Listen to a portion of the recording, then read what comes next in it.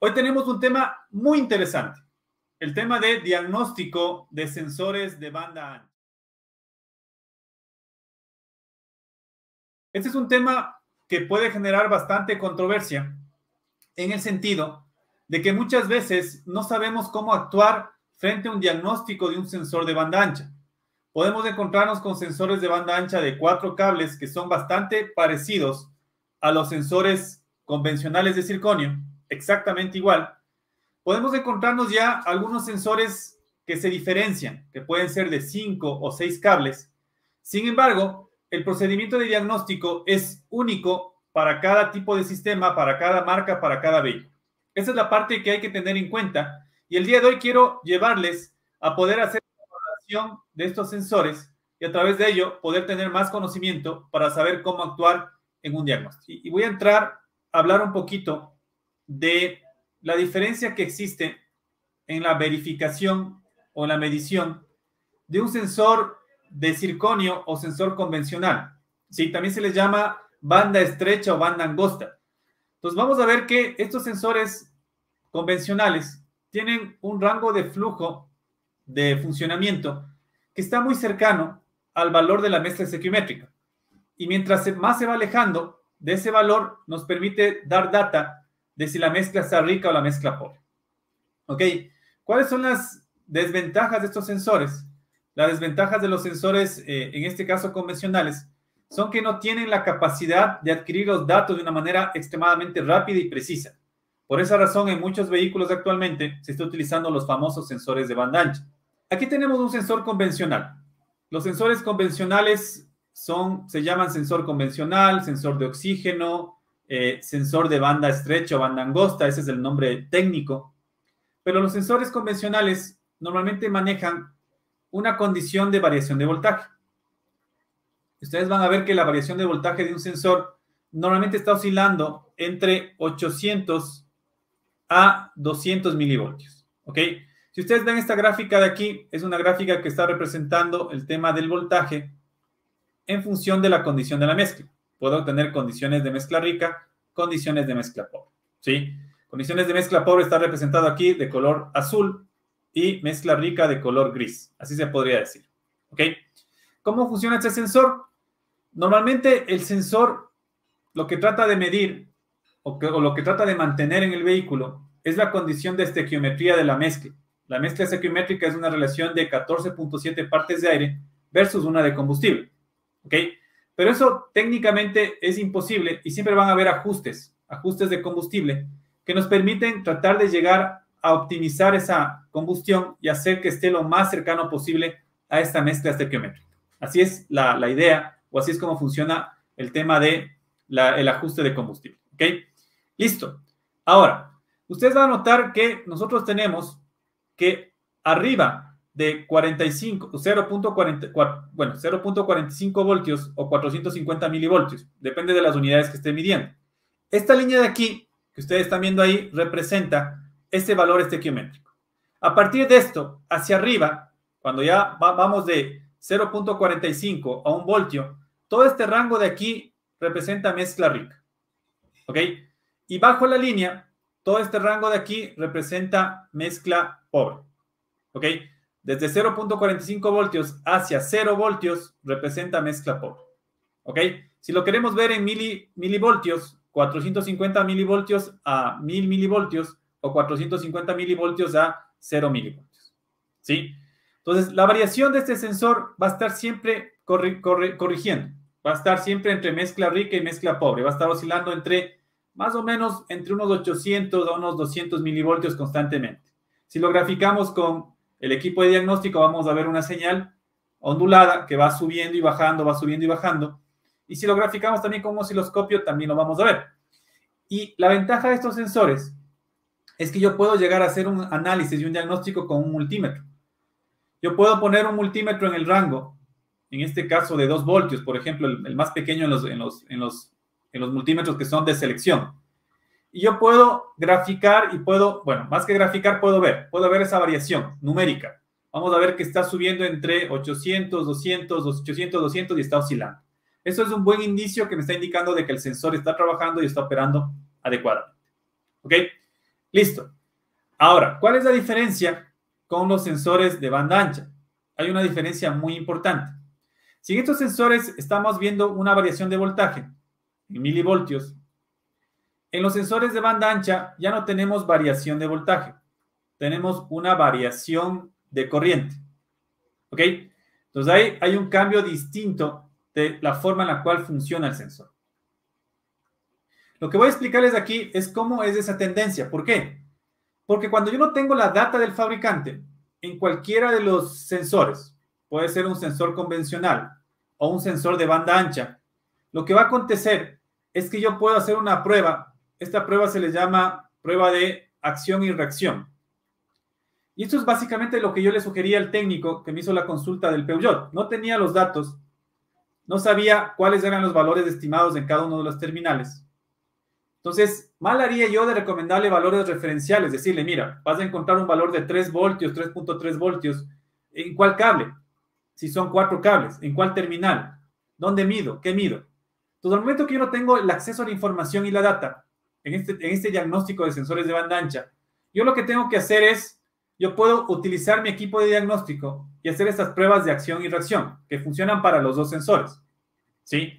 Entonces, lo que voy a hacer es, voy a generar una aceleración a fondo y voy a soltar el acelerador. Esta prueba lo que me va a hacer es, me va a permitir cambiar la gráfica o los datos que estoy viendo con el escáner y a partir de ello determinar si es que el sensor está trabajando. Eso es básicamente una prueba que se puede realizar con el equipo de diagnóstico. Si tengo un sensor de circonio, también puedo hacerlo con un multímetro. Sí, pero lo ideal sería hacerlo con el equipo de diagnóstico para ver la data y ver cómo está funcionando en este caso el vehículo. ¿Ok? Entonces, para poder hacer esa prueba de reacción, de acción y reacción, yo tengo que entender justamente lo que estamos conversando. Tengo que entender con claridad esto. ¿Cómo funciona el componente para poder saber que cuando yo acelero, qué va a suceder? Y cuando yo desacelero, ¿qué está sucediendo? Cuando ustedes aceleran en un sistema de sensor convencional, lo que sucede es que estamos mandando más combustible. ¿Ok? Cuando ustedes aplastan el acelerador a fondo, lo que están haciendo es metiendo más combustible al motor para que acelere. ¿Ok? Al momento que hago esto, ¿qué va a suceder con el valor de voltaje? El valor de voltaje va a subir porque estoy con una mezcla rica. ¿Sí? Si mi valor de voltaje estaba en 450 milivoltios, va a subir a 800, bueno, pongámosle 1000 también. Puede ser que llegue a 800.000 milivoltios. Y eso me está indicando de que está cumpliendo la condición que necesita tener. Cuando yo acelero, el sensor debería marcarme mezcla rica. Si hace esa gestión, eso quiere decir que efectivamente el sensor está respondiendo a lo que yo le estoy solicitando. Y puedo validar que el componente está trabajando. Justamente esta prueba es muy significativa al momento de hacer estas validaciones de los códigos de avería que dicen inactividad del sensor de oxígeno. Cuando el sensor de oxígeno se queda parado en marcha mínima y no oscila, yo no puedo llegar directamente a decir que el problema es del sensor. Tengo que hacer una prueba de acción y reacción para poder validar si efectivamente está cambiando de estado o no está cambiando de estado. Si se está en una condición de mezcla rica o mezcla pobre, puede ser que el motor esté trabajando en esa condición y el sensor está marcando lo que tiene que marcar. Por eso no oscila. Entonces hay que tener muy en cuenta esto. Luego de haber hecho la aceleración a fondo, eso es instantáneo, ¿no? No tengo el motor acelerado a fondo porque voy lógicamente a generar algún problema. Bueno, ahorita los motores tienen limitación de revoluciones, pero los motores más antiguos no. Entonces hago la aceleración y suelto de golpe el pedal del acelerador. Esa función de soltar de golpe el pedal del acelerador se llama cut-off.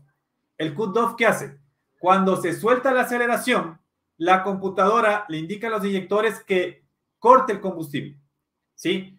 Cuando yo corto combustible, ¿qué sucede en el motor? El motor va a pasar de una condición de mezcla rica a mezcla pobre.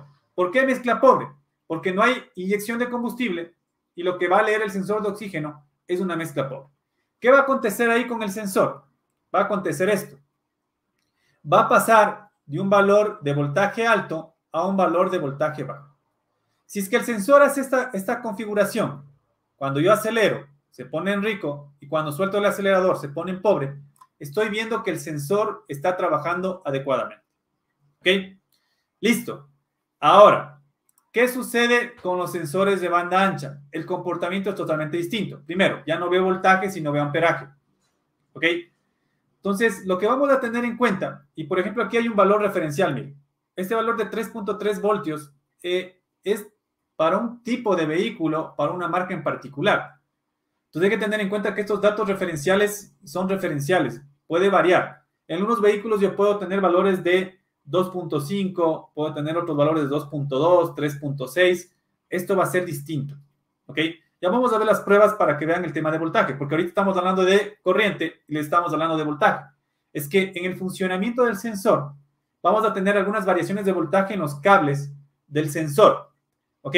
Pero lo que yo veo con mi herramienta de diagnóstico no es voltaje. Cuando ustedes ingresan con su equipo de diagnóstico en sensor de banda ancha o en el sensor que tenga el vehículo que sea de banda ancha, yo no voy a ver valores de voltaje, voy a ver valores de corriente. Estos valores de corriente se muestran en miliamperios o microamperios. ¿Ok? Listo. Si ustedes se fijan acá abajo, y esto es importante entenderlo, y esta parte es muy importante, porque cuando yo haga la prueba de acción y reacción, yo voy a fijarme cómo se comporta el flujo de corriente en esa condición. Normalmente, en los sensores de banda ancha, también hay oscilación. Está oscilando entre positivo y negativo. Está oscilando entre miliamperios positivos, miliamperios negativos, o microamperios positivos o microamperios negativos. Va a estar oscilando, ¿ok? Va a estar fluctuando. ¿Qué sucede? Cuando yo tengo una mezcla estequiométrica, el valor de corriente va a ser 0 miliamperios. 0 amperios, miliamperios, microamperios es lo mismo, ¿no? Me va a dar un valor de 0. Esto es mezcla estequiométrica. Pero esto normalmente no pasa todo el tiempo. A pesar de que el sensor de banda ancha tiene la capacidad y la rapidez de captar información mucho más rápido que un sensor convencional para poder estabilizar el motor, por esa razón se utilizan esos sensores más frecuentemente, por el tema de emisiones, nunca voy a llegar todo el tiempo a mantener una mezcla estequiométrica. Voy a tratar de ajustarlo, pero no voy a llegar a ese punto. La ventaja de un sensor de banda ancha es que me permite leer rangos mucho más amplios de mezcla pobre o mezcla rica. Normalmente los sensores convencionales están muy cercanos al 14.7 a 1. En sensores, en este caso, de banda ancha, yo puedo llegar a tener medición precisa de mezclas extremadamente ricas, como una de 12.0 a 1, ¿sí? Y también mezclas extremadamente pobres de 19 a 1 o más. ¿De acuerdo? Entonces tiene un mayor espectro, por eso se llama de banda ancha, porque tiene la capacidad de ver o leer más información con respecto a un convencional. Ahora, la parte clave aquí es estas dos gráficas de aquí, mezcla pobre y mezcla rica. ¿Sí? ¿Qué sucede cuando yo tengo una mezcla pobre? ¿Ok? Cuando tengo una mezcla pobre, la corriente va a ser positiva, va a estar en valor positivo, en más. Y cuando tengo una mezcla rica, el valor va a estar en negativo. ¿Sí? Entonces, aquí hay que tener en cuenta este criterio, porque cuando hacemos la prueba de acción y reacción, si yo quiero probar un sensor de banda ancha, lo que voy a hacer es voy a tener un efecto contrario al sensor convencional. ¿De acuerdo? ¿Qué va a suceder? Cuando ustedes aceleren el motor a fondo, lo que van a ver es, van a ver un valor negativo de flujo de corriente. Es esta gráfica de aquí. Cuando yo acelero, ingreso más combustible al motor y el comportamiento del sensor va a ser en negativo, donde está el puntito rojo. ¿Ok? Entonces, yo voy a ver valores negativos de miliamperios o microamperios. Y cuando yo suelte el pedal del acelerador, lo que va a suceder es que voy a ver valores positivos. ¿Por qué? Porque cuando yo suelto el pedal del acelerador, llego a Q-off y en Q-off básicamente no hay ingreso de combustible y aquí me está marcando una mezcla pobre. Para evaluar un sensor de oxígeno de banda ancha bajo este principio de acción y reacción, yo primero tengo que ver que el sensor esté oscilando. Normalmente cuando los sensores se ponen estancos y no oscilan, ya hay algún indicio de un problema. Luego, ¿qué hago? Hago esta prueba de acción y reacción y veo si efectivamente el sensor está trabajando. Si no me marca nada o no se comporta como tiene que comportarse, perfecto. El problema es el sensor. Pero aquí yo no hago el cambio del sensor. ¿Ok? ¿Por qué? Porque el funcionamiento del sensor depende de alimentación, depende de algunos valores de voltaje referenciales y algunas mediciones previas que tengo que hacer en esos 5 o 6 cables, que es parte del sensor de banda ancha. ¿Ok? Entonces, supongamos que el sensor no tiene alimentación de voltaje de batería. Claro, el sensor va a estar inactivo y no va a trabajar, o no va a trabajar en los valores o en los rangos establecidos.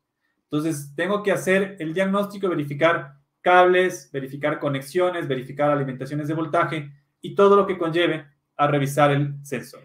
Una cosa muy importante, no se puede aplicar el mismo procedimiento de diagnóstico para todos los sensores. Lo que acabamos de ver anteriormente es aplicable para todos, sí, porque estoy viendo data con equipo de diagnóstico y estoy viendo comportamiento del sensor en mezcla rica y mezcla pobre. Eso funciona para todos. Para un sensor, en este caso, convencional, para un sensor de banda ancha, con las particularidades que tiene cada uno de ellos. Pero vamos a pasar al tema de diagnóstico y mediciones. Y esta parte de aquí va a diferir en función de cada tipo de sensor, cada tipo de fabricante, y eso es muy importante tenerlo en cuenta. Los sensores de 4 cables en Toyota pueden confundirse con sensores convencionales. ¿De acuerdo? Y en algunos vehículos, los sensores son de banda ancha. Si yo instalo un sensor convencional en vez de uno de banda ancha, lógicamente el sistema no va a funcionar adecuadamente, vamos a tener problemas. Incluso en algunas circunstancias no hagan códigos de avería. ¿Ok? Entonces hay que tener mucho cuidado de esto. Ahora ustedes dirán, bueno, ¿y por qué los sensores de 4 cables pueden ser también sensores de banda ancha? Dentro del funcionamiento de los sensores, ustedes van a encontrar que existen el tema de algunas celdas, ¿sí? Existen sensores de banda ancha que tienen una celda o celda única y existen sensores de banda ancha que tienen doble celda. Entonces, los sensores que tienen una celda o celda única son los sensores de banda ancha de 4 cables. En cambio, los sensores que tienen celda doble van a ser sensores que pueden estar entre 5 y 6 cables. ¿De acuerdo? Entonces hay que tener muy en cuenta estas particularidades. Ahora, la pregunta del millón es, ¿cómo me doy cuenta de qué tipo de sensor está instalado en el vehículo? Hay algunas formas para poder hacerlo. La forma más fácil de hacerlo es verificando el diagrama de cableado. Ustedes en el diagrama de cableado van a encontrar algunos nombres característicos de los sensores de banda ancha. Normalmente los sensores de oxígeno o sondas lambdas convencionales están como sensor de O2, ¿sí? O algunos están con una letra de HO2 o HSO2, ¿sí? Eso me está indicando de que es un sensor calefactado, pero es un sensor convencional. Cuando ustedes encuentren una nomenclatura, ¿sí? Y esto van a decir, bueno, ¿y en el diagrama eléctrico está? Sí, en todos los diagramas eléctricos está la nomenclatura del componente. A veces está sobre el mismo esquema eléctrico, o otras veces está sobre un listado con unos números, pero siempre va a haber una descripción para saber qué es eso. Cuando ustedes encuentren la siguiente nomenclatura, A/F, ¿sí? Quiere decir, la letra A, barra inclinada, F, esto está indicando que es un sensor de banda ancha. Los sensores de banda ancha también se les conoce como sensores de aire combustible o air fuel, ¿ok? En algunos fabricantes lo van a encontrar con una nomenclatura LAF, ¿ok? LAF. En algunos fabricantes puede estar con la letra UEGO, UEGO, ¿sí? A veces también se los conoce como sensores lineales y también lo van a encontrar con la terminología o nomenclatura de AFR, ¿sí? Entonces ahí podemos ver o podemos darnos cuenta a través del esquema eléctrico qué tipo de sensor va a tener. Es muy común en los sistemas convencionales encontrar un sensor convencional o sensor de circonio antes del catalizador y encontrar un sensor, en este caso, de circonio después del catalizador. Pero en algunos sistemas también se puede encontrar una variante. Puedo tener un sensor de banda ancha, siempre va a estar el de banda ancha antes del catalizador, después del motor, y luego del catalizador vamos a encontrar sensores de circonio. Y también hay configuraciones en las cuales están ambos sensores, ¿no? Banda ancha adelante y banda ancha atrás. Eso ya depende de cómo esté la configuración del sistema en el vehículo. Aquí yo tengo mi esquema eléctrico y aquí voy a fijarme en la descripción. Aquí me dice sensor A/F. ¿Sí? Esto ya me está indicando de que es un sensor de banda ancha. ¿Ok? En el mismo esquema, yo puedo verificar o validar el otro sensor. Miren, aquí yo tengo el sensor de oxígeno. ¿Cómo me doy cuenta? La diferencia, básicamente por medio de la descripción. El que dice HO2S, ¿sí? Es un sensor de oxígeno calefactado, ¿sí? Eso es convencional, es una nomenclatura muy frecuente, pero acá yo puedo ver claramente que me dice sensor A/F. Ahora, la pregunta aquí del millón es, ¿y esto qué es? Por ejemplo, aquí yo puedo darme cuenta claramente que esta parte de aquí viene del relé principal. Si yo siguiera este número 19, me va a mandar al relé principal de la gestión electrónica. Esto de aquí, como viene de un relé principal, es alimentación de voltaje. ¿Sí? Esta alimentación de voltaje llega al terminal A. Entonces, ¿qué esperaría en el voltaje en el terminal A? Lo que esperaría es positivo de batería. ¿Ok? Y si yo me doy cuenta en el mismo diagrama, esta alimentación llega al sensor convencional y me está alimentando el calefactor. ¿De acuerdo? Entonces yo necesito alimentación, en este caso de positivo de batería, probablemente para el mismo calefactor. Ya vamos a ver. Puede ser para el calefactor, puede ser para el funcionamiento del sensor, etc. ¿Ok? Listo. Entonces yo tengo ya identificado un terminal, pero me falta el resto. Y aquí es donde viene la duda. ¿Qué hago con ese resto de terminales? Mediante el esquema eléctrico es imposible que yo pueda determinar qué valor de voltaje va a tener cada uno de ellos. ¿Sí? Por verificación de voltaje entre diferentes vehículos va a ser totalmente diferente los valores de voltaje. Entonces aquí es donde justamente viene esta precaución de que si yo voy a hacer verificaciones y mediciones en el componente, tengo que irme a la información técnica y poder revisar. No hay otra forma, señores. No hay otra forma de hacer una verificación de un sensor de banda ancha en sus terminales mediante verificación de voltaje o señales de una manera general o genérica. No se puede. La prueba de acción y reacción sí, es general, pero esto de aquí ya no es general. ¿Ok? Listo. Entonces, ¿qué tengo que hacer? ¿Tengo que irme al pin out o tengo que irme a la tabla de inspección de PCM para saber qué son estos terminales? Puse 2G, me mandó al 2G y me dice control del calentador del sensor de mezcla de aire y combustible. ¿Ok? ¿Cuál es el calentador? La parte de control es la parte que la computadora está controlando a través de ancho de pulso modulado. El tema de lo que viene a ser el calentador. ¿Ok? ¿Qué puedo hacer aquí? Aquí yo no puedo hacer una verificación de voltaje, porque esta es una señal de pulso. ¿Ok? Entonces, lo que tengo que hacer es irme a verificar la señal, en este caso directamente con el osciloscopio. No hay otra forma. ¿Ok? Del calentador yo sí puedo verificar la alimentación de voltaje que viene del relé y del fusible. Eso sí, es voltaje de batería. Pero la señal de ancho de pulso modulado no la puedo verificar con un voltímetro porque la señal es muy rápida. Y el voltímetro lo que va a hacer es va a marcar un valor promedio. Entonces lo que necesitamos aquí sí o sí es sacar la señal. ¿Cuál es la señal? Entonces aquí que me dice que tengo que poner la punta positiva del osciloscopio en el terminal 2G de la computadora y la punta negativa del osciloscopio en terminal negativo. ¿Ok? Listo. Hago la configuración que me recomienda aquí de 5 voltios por división o 125 milisegundos en lo que es voltaje y tiempo. Y las condiciones de prueba dice que tiene que estar en marcha mínima. Lógicamente tiene que haber pasado a ciclo cerrado. Esto es muy importante. Cuando ustedes hagan diagnóstico de sensores de oxígeno, sea convencional o sea de banda ancha, siempre tiene que haber pasado de ciclo abierto o lazo abierto a lazo cerrado. Si ustedes seleccionan en datos en vivo con el escáner, van a encontrar un dato que dice ciclo abierto o ciclo cerrado. Y eso va a estar activado o desactivado. Es muy importante eso, porque si no entra en ciclo cerrado, no está funcionando correctamente el sensor. ¿Ok? Entonces, marcha mínima en vacío, sin aceleración, aire acondicionado apagado, luego de haber llegado en la fase de calentamiento. ¿Okay? Me debe dar una gráfica como esta. Vamos a ver. Entonces, miren, ahí está mi gráfica. Tengo la configuración con el osciloscopio y básicamente estoy validando la señal de ancho de pulso hacia el calefactor, el heater, en este caso del sensor.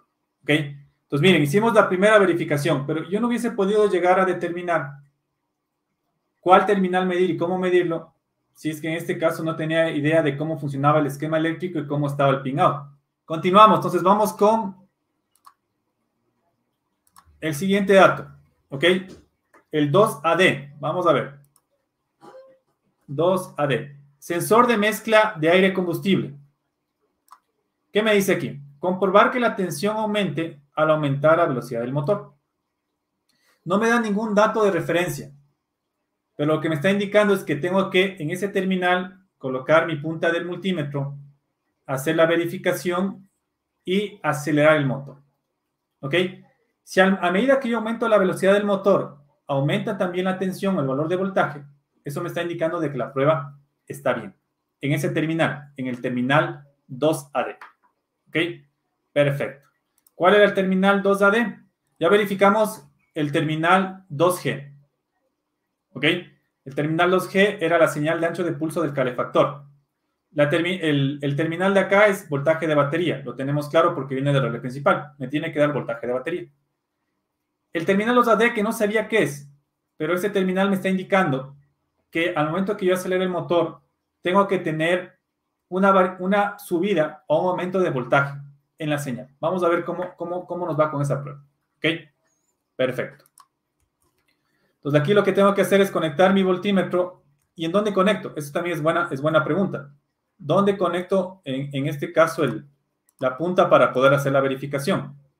Lo que voy a hacer es voy a conectar en el terminal B. ¿Cuál es el terminal B? Aquí está mi conector. Este de aquí es mi conector. Tengo A, B. Aquí está el terminal B. Es el segundo, ¿sí? El primero de la segunda fila. Lógicamente desde la parte derecha a izquierda, ¿no? Ok, ahí voy a poner mi punta de pruebas.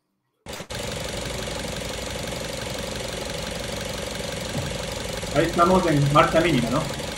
Vamos a acelerar. Estamos con valores de 3.41. Perfecto. Estaba con un valor de 3.41, comenzó a subir a 3.80 y hasta 4. ¿Cumple con la condición? Sí, perfectamente. ¿Ok? Entonces ahí podemos ver con claridad que sí se cumple. Me estaba diciendo que tiene que acelerar, que va a hacer esa variación de voltaje y al final está cumpliendo con la medición y verificación. ¿De acuerdo? Listo, vamos con el siguiente. Aquí lo tenía, el 2AC. Vamos con el 2AC. Justo está acá arriba. Sensor de mezcla de aire y combustible en marcha mínima, o sea, en relativo marcha mínima, me tiene que dar un valor aproximado de 3.7 voltios. ¿Ok? Entonces el fabricante me dice que ese valor aproximado de 3.7 puede ser un poco más o un poco menos porque es aproximado. Tiene que cumplirse cuando el motor llegó a lazo cerrado, luego de la fase de calentamiento, y está en marcha mínima. Eso es básicamente lo que me está indicando. ¿Ok? Listo.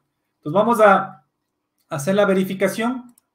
Lógicamente tengo que ver el terminal que corresponda para poder colocar correctamente la punta del multímetro. Y aquí podemos ver el 2AC. Creo que estamos. 2AC es el terminal D. ¿Ok? El terminal D es este cable de color café que está en la segunda fila en la mitad. Ahí es donde vamos a poner la punta del multímetro. Entonces, miren, aquí estamos con el conector.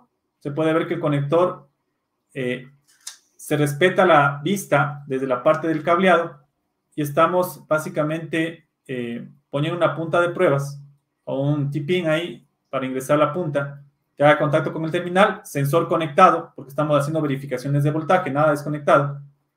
Y conecto mi lagartito o mi punta del multímetro para poder levantar el dato y hacer la verificación. ¿Ok? Y aquí el dato que mostraba es un valor de 3.63 voltios. Usted va a decir, pero no es 3.7. Sí, no es 3.7, pero está bastante aproximado. ¿Por qué? Porque ahí nos dice valor aproximado. ¿Ok? Entonces ahí tenemos el valor de 3.63 voltios. Para mí, esa prueba sí pasa, porque está bastante cercano a 3.7. El último terminal es el 2Z. Listo, miren lo que me dice aquí. Esto de aquí es la fuente de alimentación del sensor. ¿Ok? Fuente de alimentación del sensor en marcha mínima después de calentamiento del motor tiene que darme un valor de aproximadamente 6.2 voltios. Esto no va a ser lo mismo en otros vehículos. Inclusive en los vehículos mismos del fabricante pueden haber variaciones. Lógicamente, si es que la motorización es la misma, no va a haber variación, pero si tiene otra motorización hay que estar muy pilas, porque los valores pueden cambiar. ¿Cuál es el terminal? Vamos a ver. Es el F. ¿Cuál es el F? Es el tercero, ¿no? De la segunda fila. Entonces ahí se ve que estamos en 1, 2 y la punta o el tipín está entrando en el tercer cable desde derecha a izquierda de la segunda fila. Y el valor medido, 6.2. ¿Cuánto me decía la información técnica? La información técnica me decía 6.2 voltios, si mal no recuerdo. Sí, aproximadamente 6.2 y me está dando 6.2. ¿Qué quiere decir? Que efectivamente esa fuente de alimentación al sensor desde la computadora está perfecta. Si mi equipo de diagnóstico no puede leer en miliamperios, que puede pasar, ¿ok? Aquí lo que hay que hacer es evaluar cuál es la señal, en este caso, o cuál es el cable que va a generar esa variación de amperaje. Si ustedes se ven aquí, si ustedes me preguntan cuál es el cable, yo les podría decir no sé cuál, porque no sé, de memoria no sé cuál es el cable. Pero si ustedes ven aquí un poco el pin out o la información de la tabla, aquí me está indicando de que en mínimo, después del calentamiento del motor, puede tener un valor de 0 miliamperios o un valor de 3.7 voltios, que es lo que medimos anteriormente en el cable 2AC. ¿Cuál es el cable que yo tendría que hacer la verificación con el osciloscopio? En el 2AC. Entonces tengo que poner mi grampa perimétrica y sacar mi valor de flujo de corriente con mi osciloscopio. Ese sería el ejercicio. ¿Ok? Entonces, ¿cómo lo hacemos? Esta punta, la punta de la grampa perimétrica, la pequeña, no la de 30 amperios, alrededor del cable.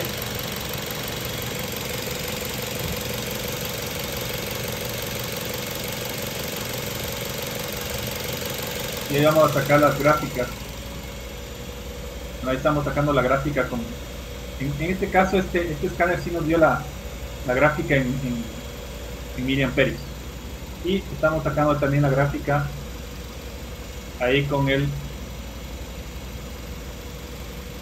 osciloscopio. No creo que se ve también la gráfica, pero bueno, ahí está ciclando igualmente la gráfica en el osciloscopio. Ok, perfecto. Y ahora vamos a ver cómo es el comportamiento, en este caso, del sensor en una prueba de ruta, en un test drive. Ok, entonces vamos a seleccionar acá. Y miren, aquí básicamente lo que me dice es control de la corriente del sensor de mezcla de aire y combustible. ¿Qué tengo que hacer? Calentar el motor hasta que llegue a temperatura de funcionamiento, conectar el equipo de diagnóstico, seleccionar velocidad del vehículo, régimen del motor, RPMs y corriente del sensor de mezcla de aire y combustible.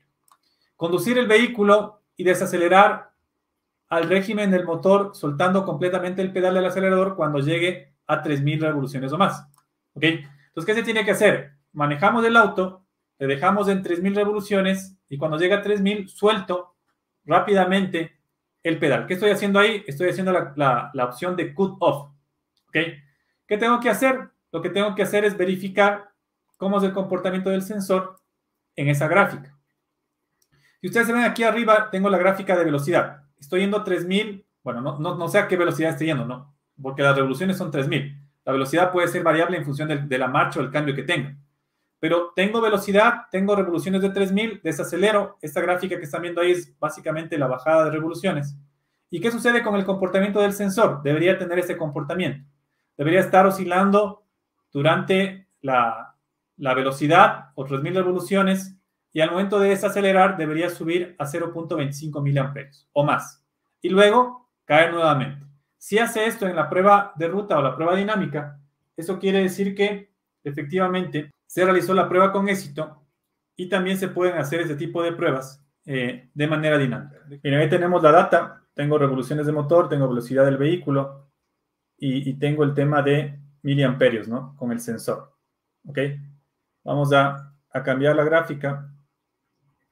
Entonces ahí puedo yo graficar, puedo ver cómo se comporta y cómo está el sensor en ese comportamiento. Entonces, eso es básicamente el tema con pruebas dinámicas.